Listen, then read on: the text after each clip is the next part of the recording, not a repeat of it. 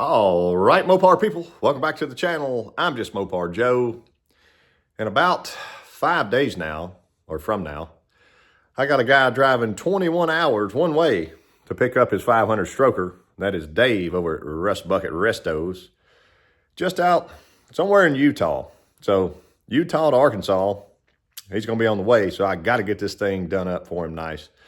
Today will be top end day, and hopefully I can fit it all in one video. Let's get our head. Realize in the YouTube world, you're going to get judged for whatever you do. I'm about to make a move. I hope y'all like it.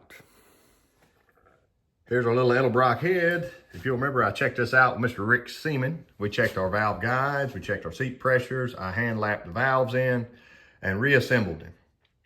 And on that day, I remember, see this head's flipped upside down. Some of these transitions are pretty terrible. And I just can't in good faith send that out. And Dave's good with what he said, do whatever you want to, man. So we're going to clean it up a little bit. I've got our head bag. That's the original bag that it came in. Just like if you were getting your guts cut open right now, they would clear a spot, tape it, bag you up, and do the deed. So even those bottom corners, I'm gonna dress those a little bit, make this whole thing nicer. Maybe just barely touch my push rod pinches each side. See, that one's got I just don't like that big wavy lump there.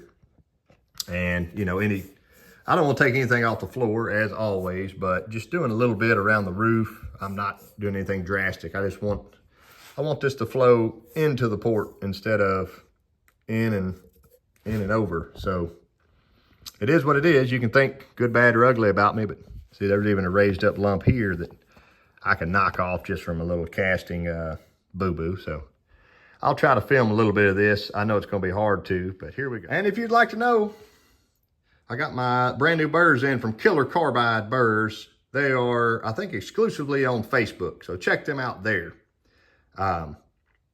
Super great guy to work with. They're actually American made, best I can tell. And I heard about that from buddy Ty. So thank you, Ty, and thanks to the company. I did pay out of my pocket and bought some of these because I wanted to try them. And here we go with them. So it'll be hard to do this around the camera, but I've got my holes double stuffed with paper towels and a sponge. Also, I've got a vacuum cleaner.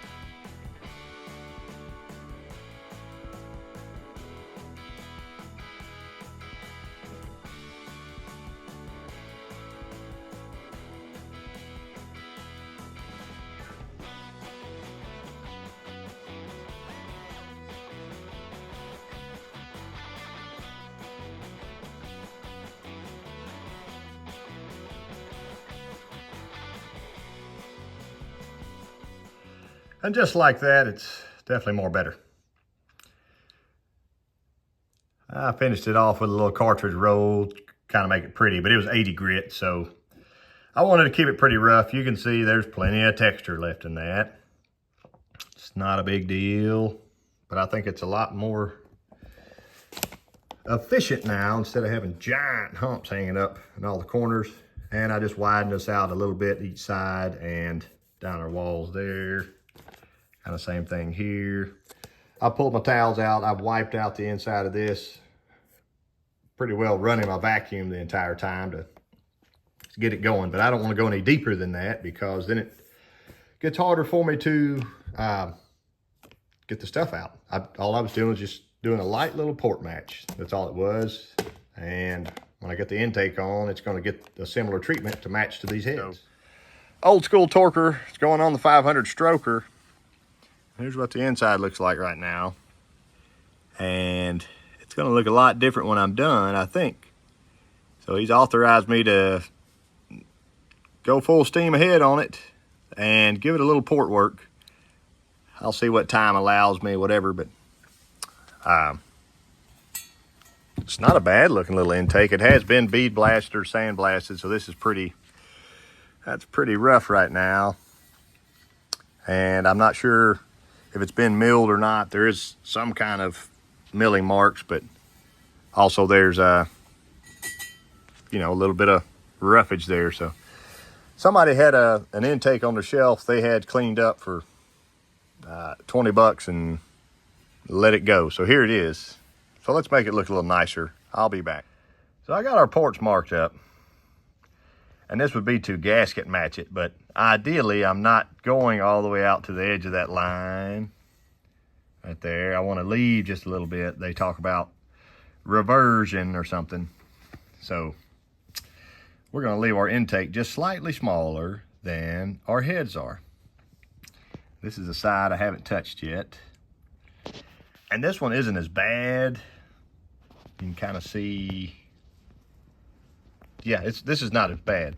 The other side has a big bolt head protruding. They give you that big notch right there. And the big notch is so you can get your bolt in easier and whatever, but it probably didn't have to be that deep. So to compensate for that, I just made the opposite side of this other port. So there's our notch, our bump sticking out here. So what I did, was try to work this wall and open that wall and open this corner, because this is the roof of the port. See, my fine lines are still there. Just like that, just like that. And this is just left rough right now. I may run over it with some 80 grit very quickly. But I got 6 other ports to do. But yeah, I think it looks better. Also, that right down on the end where the light's coming through that bottom section. So I tried to make this transition roll in better, sharpened up our line here, and just kind of knocked off other stuff. So I've got a little better line of sight going out of the port now. I'd actually need to compare it to this, to the other side with the bump. Let me show you that. There we go. So see how chunky and thick this is, and how that actually has a big ridge it's got to roll over and in. I just transitioned all that stuff. See how big and chunky that divider is. We're going to sharpen those up a little bit, but let me come back when it's done so I can go back to work. So I got her head set up on here for a little mock-up because I can't bolt her down yet, and you'll see why in a minute.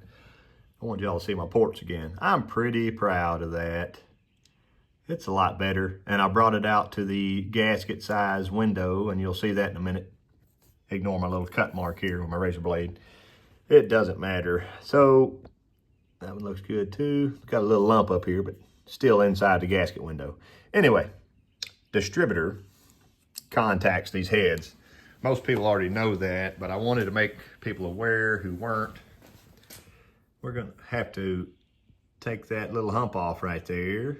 And it doesn't look like the entire hump, but I ran into this with my E Street heads. There's plenty of meat there. I don't know why Edelbrock won't shave that for you, but it may just cost them a little more money too. Anyway, I'm gonna get that marked down and cut her off real quick while the intake itself paint is drying. I'm pretty proud of it too. I'll show you its finished results in just a minute, but let me mark this up and chop her off. So this will be the passenger side head forever now. And I got some, you can see my straight line marks after I did my burring. All that's getting covered up anyway. Distributor drops in. It'll look something like this. There we go. So you'll never see any of that anyway, but I just wanted to be sure it would clear nicely. I got to double check that valve cover because he's getting see if you can get a sheet of paper through there. Yeah, we're pretty good. Also, this doesn't have a gasket on it yet, so we're going to move up 39 thousandths, moving the head away from the distributor even more. So it's lovely.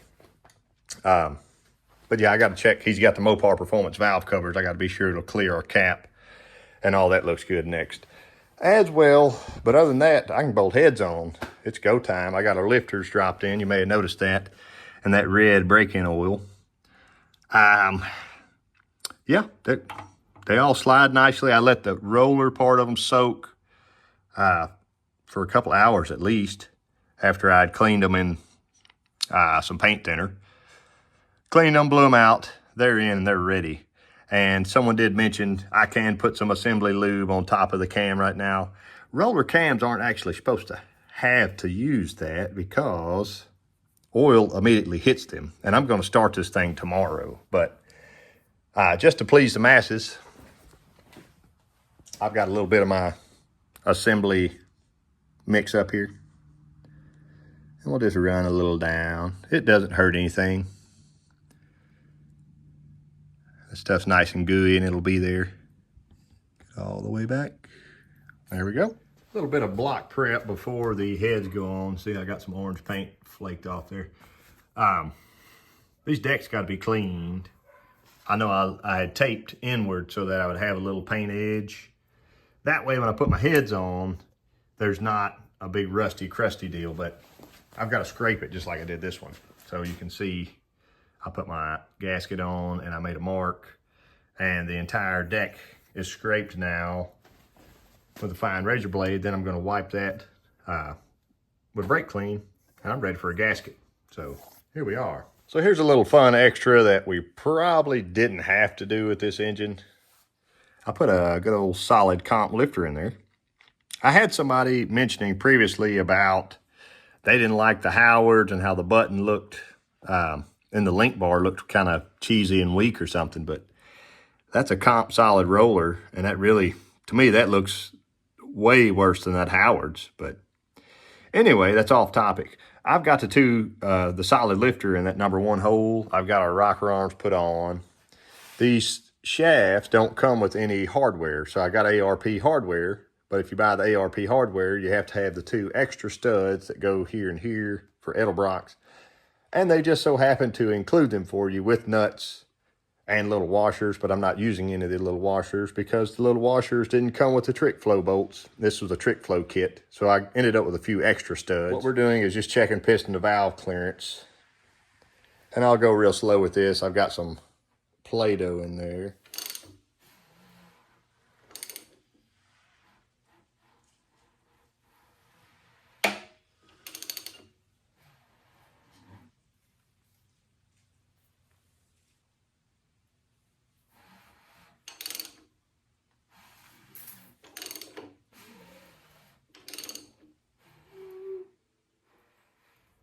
And there we are. We did actually touch on the intake barely there. Exhaust never even touched. So let's get our razor blade and go carefully here. 440 source, I think, says most of their kits are good for at least 700 lift. So after that, you'd have to start worrying. Look at that meat there. I'm not even going to measure that. It's massive. So it looks really nice. I can move forward. I just wanted to check that. Also, we're going to add 39 thousandths to that when we put our gasket on. I got to clean up this surface, just like I said, get the head on. Heads are torqued down. Got the Smith Brothers push rods in, 2-day air. They sent them right on over from Bend, Oregon. I'm going to go ahead and put my Harlan Sharp rockers on and get the side play set on them. I have to find the sheet. There's our handy dandy sheet. And yeah, allow the rocker assembly to soak in 30 weight oil for half an hour prior to install. I'm good with that. 15 to 20 thousandths clearance gap per cylinder, bolt to bolt. I like to pull the ends out of the shafts and clean the shafts out, clean the rockers up good. They have a little bit of dust and stuff from shipping and whatever. So I'll get that done and get them on. I've been checking the side clearance here. Remember, that needs 15 to 20 thousandths.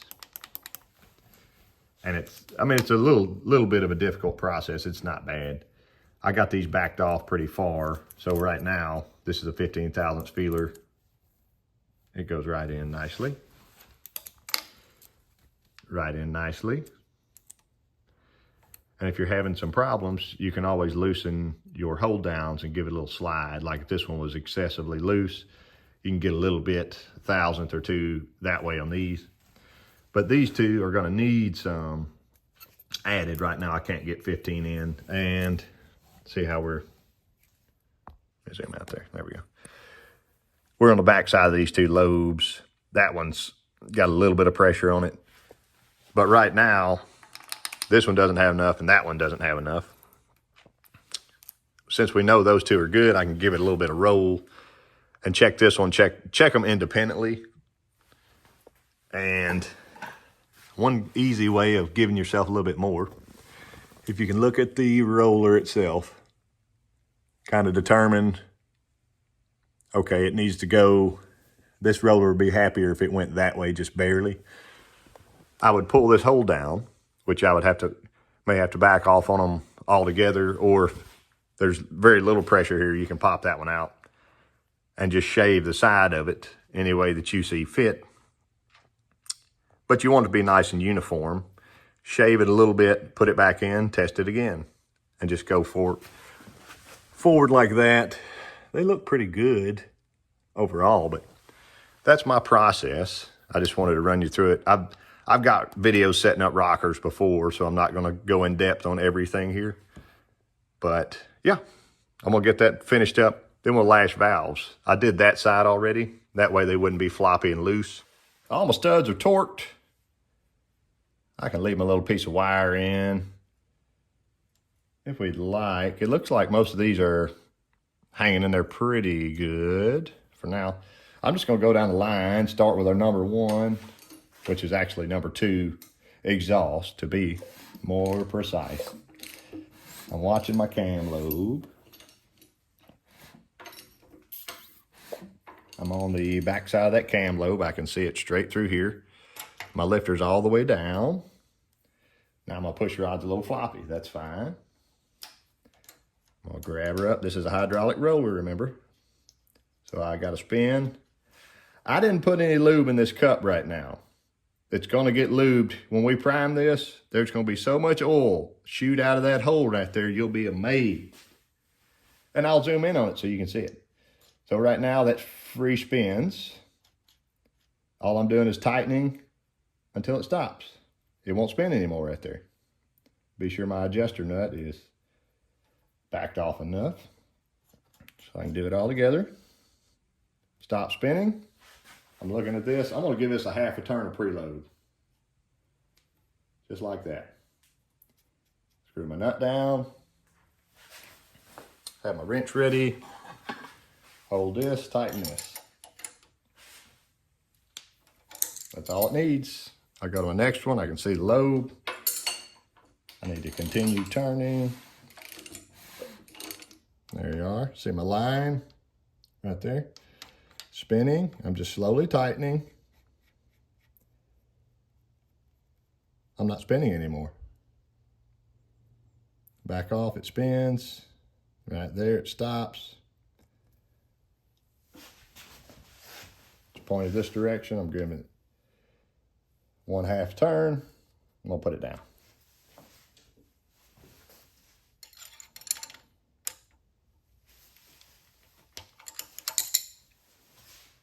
Right down the line. Before priming our oil system, I wanted to be sure this valve cover would clear the distributor cap. And if you'll see, I had to clearance her just a little bit, but that's beautiful daylight now. Same thing, I got a little bit of daylight between distributor and the head itself. All that looks good. He's actually talked about, he has an MSD ready to run, and they do make a little collar that goes here. You can put the 440 distributor in a low deck block. I recently found out about it. There's a viewer that told me, and then Rick Seaman told me he's got one, and I had no idea. So that is an option for Dave at some point if he wants to. Because he doesn't want to run an ignition box currently. So I can go ahead and pull fast out of here. I'm going to put this valve cover on just with a cork gasket. If he wants to change gaskets later, he can. But I have good luck with cork as long as you don't over tighten it usually. And since this is hydraulic roller, it should be pretty low maintenance. But I wanted to seal this one we're gonna roll our engine up here so when this one starts oiling, it won't flood down the side. And if I can't tell through the little hole there that this side's oiled, we'll pop this off and do the other side. But getting close to sealing her up. I gotta still fit the intake, which shouldn't be a big deal. I did look it over yesterday before I left, and it's gonna be nice. Got it brought over to my run stand so I didn't have to move that gauge. And this thing's going on here today. But I wanted to check for oil pressure before I get it mounted up here in case there was something weird that happened. I could fix it right here on the stand itself. I went ahead and just spun it over as it was.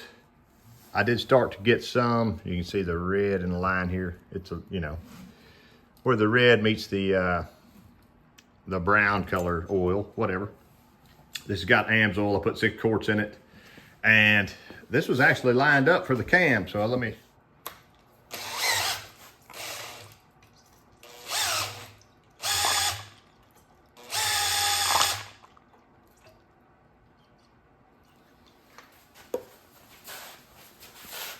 and if we're lucky, it won't spill over. I got just the right angle, I think. It's draining down nice.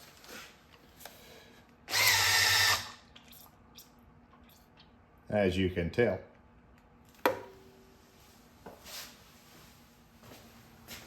See what we can get up to here.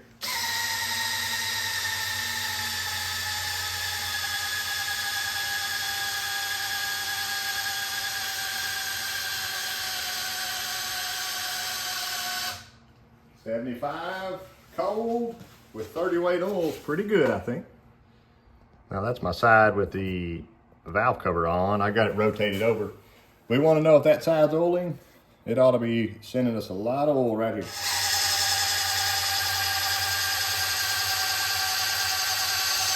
There it comes. We are step 1 on fitting our ports, or fitting our intake, excuse me. There we go. I thought I cut that out just perfect. And now we can check it on the intake itself. And I'll show you the difference. Okay, so call this exactly even. That's what I was shooting for here. Right there. 95% gasket matched on the head. And here's my ported intake. Notice I did not bring the floors all the way down. Not really necessary. And I'm pretty well lined up with the roofs. I left an edge all on both sides, you can see, like that. But I'm pretty proud of my little port work here. There we are. Try this dude. There's a little bit of core shift in this intake. I did notice that with the gasket and tried to correct it some, but did the best I could. It's a just a little street engine, you know. But that ought to help the 500 breathe a little bit better, considering this is just a good old Torker 383. I've got my black gaskets double stacked here and just taped in place with some masking tape. So I'll probably end up double black gaskets and the valley pan itself. So it will change our angle just slightly. But right now it's looking really nice. I got my V-bore endoscope they sent me a while back. So I'll bring us back right now. You are looking at, there we go. That is the top corner of the port. So that is the roof of the port coming across. And it's a little hard to manipulate. This is the back wall of the port right there. And the rougher texture is my intake. So just keep that in mind.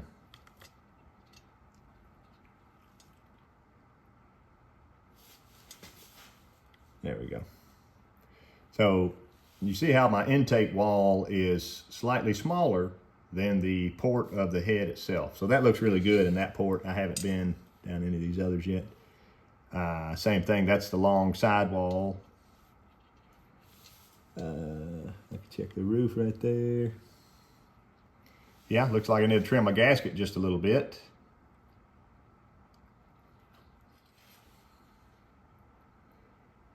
There we are.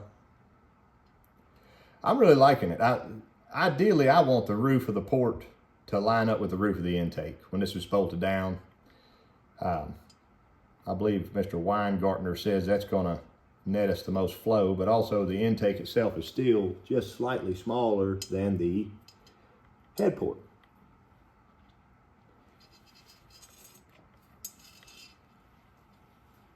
Go over here. That gets us a good view. Yeah, I need to trim my black gasket just barely or position them better. I may get them glued into the onto the pan itself. But otherwise, I'll try to bring you in with the phone so you can see a little bit through the port without the camera here.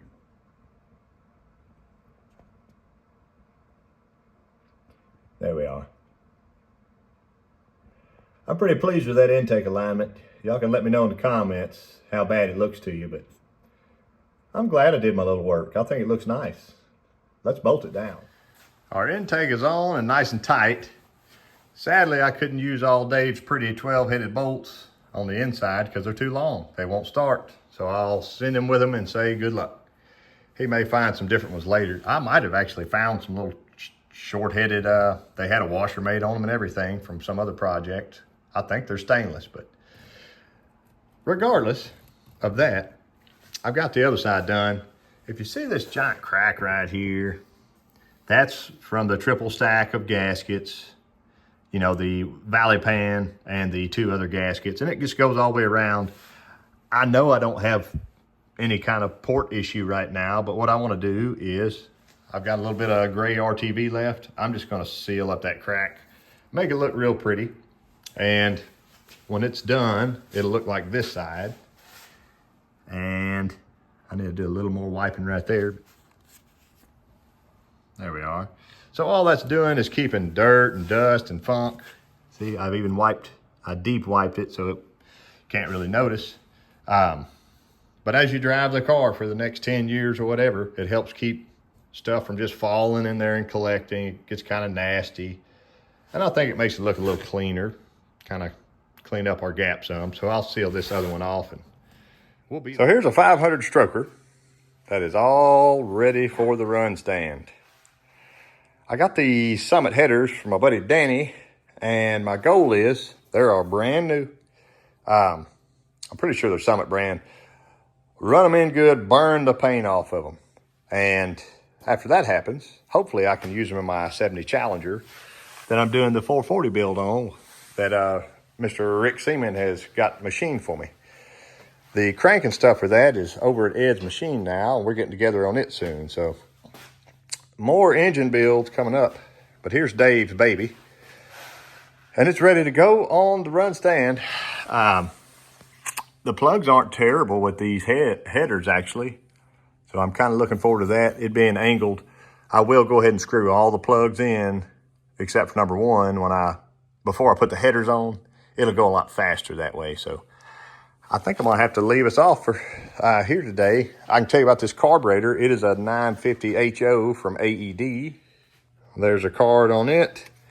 So if you'll remember my 750, that was this same model. It was 750 HO.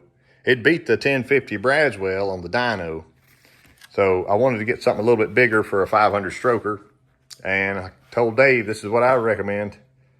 So it should be a bad boy. And these are AED's known to be one of the carbs that actually work right out of the box. They take a Holly and make it worth owning. So anyway, I appreciate y'all watching and following along with the build series. I've got to run this thing today, so let me go to work.